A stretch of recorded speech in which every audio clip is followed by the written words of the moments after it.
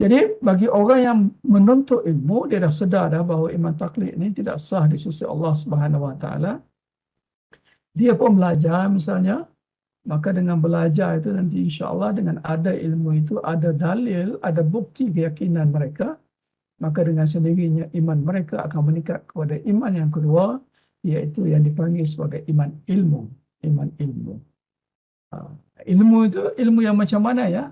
Kalau mengikut setengah ulama Ahlussunnah wal Jamaah, mereka berkata ilmu itu sekurang-kurangnya mereka tahu tentang 41 sifat ketuhanan, yakni 20 sifat Allah yang wajib, 20 sifat Allah yang mustahil, dan satu sifat harus bagi Allah Subhanahu Wa Taala.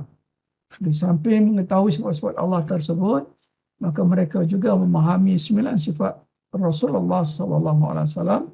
Ada 4 sifat wajib, ada 4 sifat mustahil, dan ada satu sifat harus bagi Rasul. Jadi kalau pun tidak boleh mengaji dengan mendalam, paling tidak dia belajar secara ringkas tetapi lengkap dengan kupasan dan dalil-dalil akli dan dalil-dalil nakli. Pengajian yang sebegitu yang ringkas-ringkas itu dipanggil sebagai secara ijmali, pengajian secara ijmali. Kalau nak detail lagi ialah pengajian secara tafsiri, itu lebih detail lagi ya.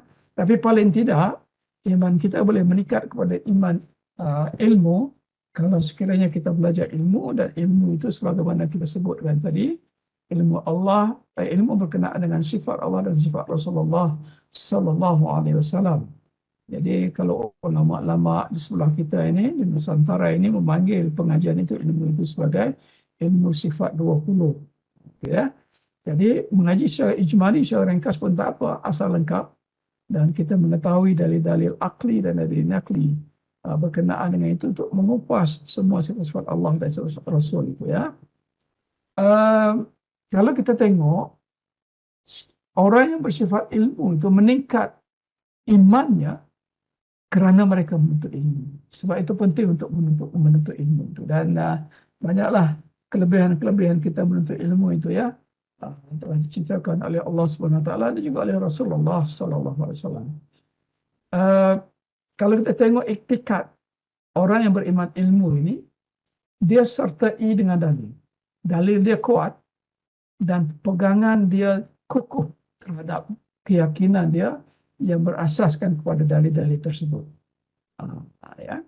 Dan orang ini tak mudah digoyang atau dihanyutkan oleh fahaman-fahaman lain. Pegangan dia kepada Islam cukup kuat.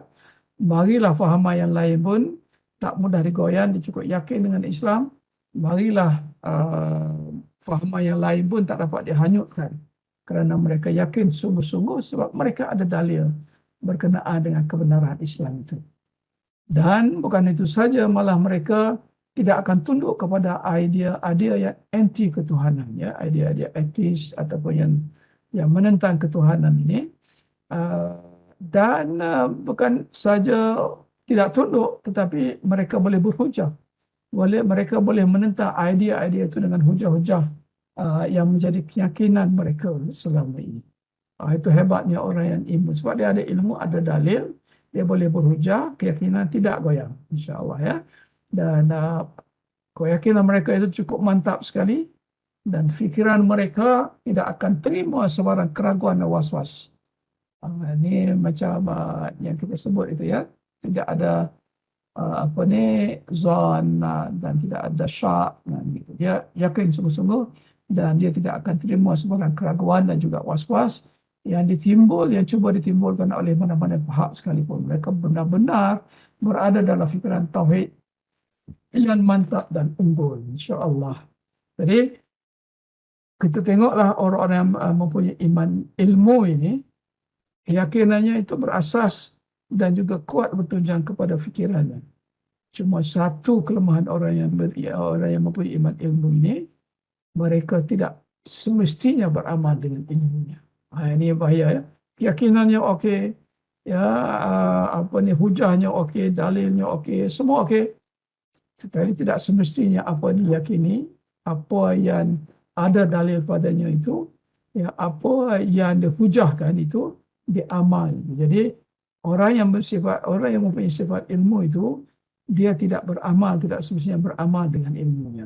Jadi ilmunya itu tersangkut di akal ya, dan ilmunya itu tak sampai ke hati dan tidak boleh membuahkan akhlak yang baik bagi orang yang iman ilmu itu. Jadi kadang-kadang dalam pengalaman kita pun kita berjumpa dengan orang yang banyak ilmunya, tapi kesombongannya, keriakannya, ya, dan juga ketakburannya, ujubnya itu sangat luar biasa juga. Ada kita berjumpa dengan orang semakin rupa.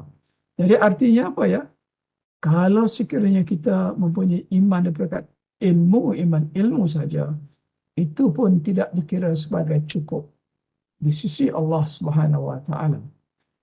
Kalau kita tengok tadi yang iman taklid tidak sah, iman ilmu ini tidak cukup, tidak sempurna kerana ada ilmu tetapi tidak beramal dengan ilmu.